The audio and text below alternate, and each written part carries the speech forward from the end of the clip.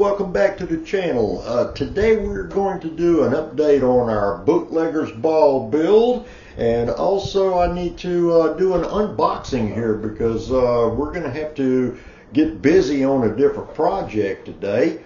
As most of you know, the Bootlegger's build here hosted by Kyle over at RKD Scale Works and Tiffany at the Dirt Road Cinderella have put on this awesome show here that we're going to be doing with bootlegging and moonshining and all, and I just want to go ahead and give a quick update for it. I am going to have to slow down on this and back away for just a little bit because I have other priorities that I need to take care of right now. But this build goes until April 15th, tax day. Of all things here, that's appropriate for bootleggers here. So we're going to end up doing a little quick update on what we're doing today, and then I'm going to do an unboxing on this. First of all, I do have the interior pretty much taken care of here. If you want to take a look at the back seat of this, I've got my whiskey barrel and a couple of jugs sitting back here. I did the interior just a slightly off color for this.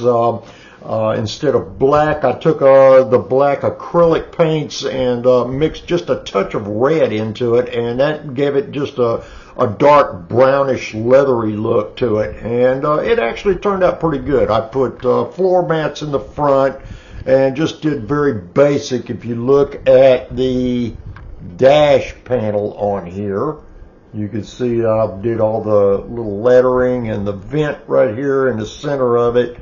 And of course, you know, your door handles and everything on this, and tried to keep it about as stock looking as I possibly can. The chassis, I had to actually add a panel into the chassis to enclose the trunk area on here, so you're not looking at the back side of the seats. I know right here is an indentation that goes in here, which is just pretty much the mold for the fuel tank in the back. It's not done yet, but the mold and the fuel tank in the back. But I got to playing with my barrels on here, and they fit in that slot just right. So there's my whiskey barrels that's going to be in the back of it, and I've done my very first ever hinge job on a trunk lid, and here it is. If you look at the bottom side of it, I did take the wiring and put some insulation from other wire on there to be able to glue it down in the back. It's all still going to need to have a little bit of movement to it, but it does open and close where it needs to, and it lays pretty flat when you've got it in the car. Right now, I'm still trying to get the front end taken care of a little bit here. I've got some putty in some places because that whole front grille and headlight assembly, it went in really nice, but I had a couple of lines I couldn't quite get out of it, so I got it filled in. It's setting up real good, and then I'll have to do some sanding on it before I start priming and painting. But anyway, this is the Bootlegger's Ball car, the 41 Plymouth Coupe. You can take a look. This is how the back end of it's going to look once it gets pretty well done, and you can use a little bit of imagination there. It sure ain't going to be yellow. And anyway, that's it. And that's my update for that one, but we're here to do an unboxing today because I have another priority that I need to do, and I have plenty of time left still to work on this car. As some of you know, I put out in a previous video that we're going to go visit my dad in Texas on Thanksgiving.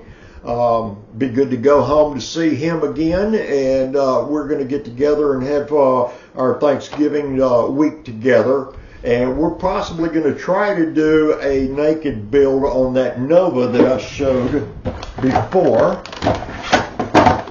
This guy right here, okay, that's the Nova we're going to do. It's molded in blue, and we're going to do that. But more importantly,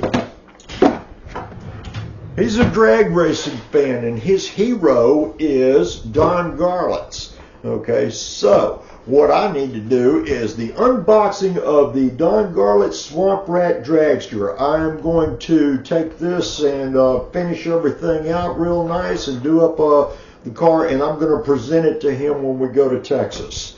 So we're going to do an unboxing on that. Also, I want to show off just a couple of little things here. He's like I said, he is a drag racing fan, and when we were up at the Garlits Museum here just a little while back, I did manage to pick this up for him. Let me get it all unwrapped here real nice. I have gotten an autographed picture, framed picture of Don Garlits working on one of his engines. And I'm going to present this to him with his dragster. And also, let me get this closed back up here. I do not want this to get scratched up. We'll set that aside. He also has a lifelong friend. They've been friends for probably close to 70 years now. And he's like family to us. And they have been into drag racing and deer hunting and everything together for their entire lives, basically. And I managed to pick him up one as well. The Don Garlits standing next to his latest creation, his electric dragster. But it's another autographed photo of him. And we're going to present this out to both of them when we get to Texas. And along with the dragster. But we are going to do an unboxing of that today. So let me set these aside and I will rebox those later. Here we go, Swamp Rat 30. So let me move my bootleg car out the way and we're going to take a look here. So hang on. Okay, here it is, the unboxing of Don Garlits Swamp Rat 30 Dragster, 1986 NHRA Top Fuel World Champion. A little bit of a disclaimer, I've already opened this box because it comes with, turn it around this way so we can see it. Okay, it does come with a little driver figure here of Garlits, but that stands beside the car. But he's going to be used as a prop in another project, namely my bootlegger car. So it won't have a driver standing there next to it. Besides, I'd rather have him in the car and not next to the car. But anyway, so he's been robbed out of this kit already. But we're going to go through and do an unboxing of this and see what we got. All right. First off, in the top of the box, we've got our decals. All right, and you can see the Super Shops decals. He's got his Kendall, Mopar, all of the sponsors on here. He's got the rats that goes up on the front of it. So this ought to be kind of a neat setup. More stuff here, advertisement. All right, here are the chrome pieces. Let me get my knife.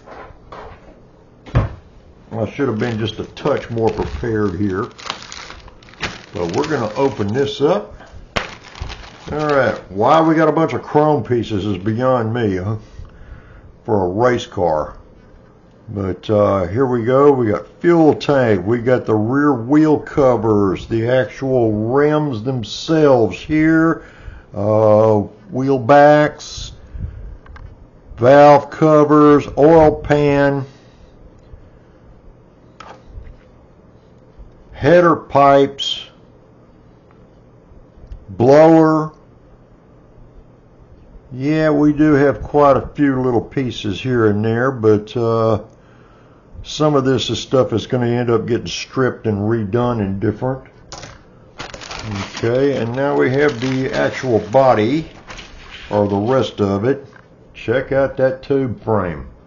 So there's our frame. How about that? It's already pre-assembled for the most part. We still have a lot more to go. Here's the rear half of it here. And I have the other side over here on this one. Engine block over here. All of our goodies. It's on this, parachutes. What Let's see, cylinder heads, more framing, wheelie bar in the back here. Okay, here's the body of it. Rear end, more of the parts of the framing that's on here. Here's the rear end itself. Right here. Here's the tires. Alright, 2-piece tires that comes on this. I remember some old kits years and years ago when I was just a kid. They made these with some really soft rubber, so they had to sag when they were sitting there, you know, with the low tire pressure that they run in them. And that really made neat for a neat model, but I haven't seen one of those in years. And then plus it's got the little small airplane wheels that he runs up on the front of this. But this is it. The only thing I didn't use out of that driver part of it was the helmet. I'm sure I can paint that up and stick it somewhere. And then we have a little bit of glass because it does have a closed cockpit on it. So it's got the front and the side windows that comes in it. And of course, the destructions. Oh, these are nice. These are really nice. Look at all of this.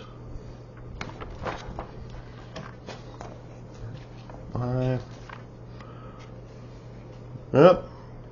Counting garlets, there's 36 steps, not counting decals, that goes in it, which is a lot more than most of your cars that you put together. You only get about maybe 8 or 10. But this is a nice set right here. And this is made by Atlantis, is the model company of this. And it looks like they really went all out on here. So this is going to be a neat project. And we're going to be getting started on this real soon because I only have maybe a month and I want to do a really as nice a job as I possibly can before we take this to Texas. So we're going to get started on this. In the meantime, like I said, we still have plenty of time left on our bootlegger's ball, and I think I'm kind of ahead of the curve right now on it. So we're going to take a little bit of a break on that one for the time being, and we're going to get started on this so I can present this stuff to Dad when we go to Texas and Thanksgiving. Okay, well that's it for today. I've done the update on the bootlegger's ball build, still a work in progress, but we're also doing the unboxing of the Swamp Rat, and we are going to get started on that, and I will have updates as needed. But until next video, y'all be good.